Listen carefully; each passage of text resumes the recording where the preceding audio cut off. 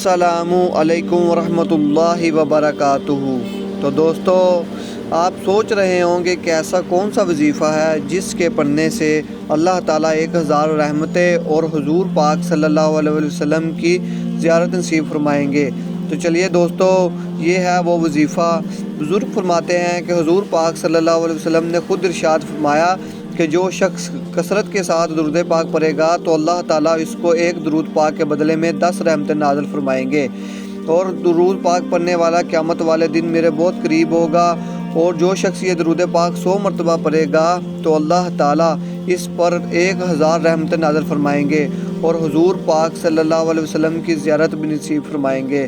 تو دوستو، آپ نے یہ درود پاک 100 مرتبہ کثرت کے ساتھ پڑھنا ہے۔ اللہم صلی وسلم وبارک علی سیدنا محمد النبی الأمی الحبیب الآل القدر العظیم الحجارۃ وعلی آلہ وصحبہ وسلم پڑھنا ہے۔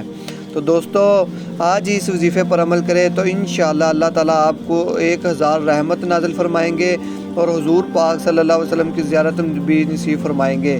مزید ایسی ویڈیو دیکھنے کے لیے ہمارا چینل ضرور سبسکرائب کیا کریں تاکہ آنے والی ویڈیو آپ تک پہنچ سکے اور آپ اس سے فائدہ حاصل کر سکیں۔ اللہ حافظ۔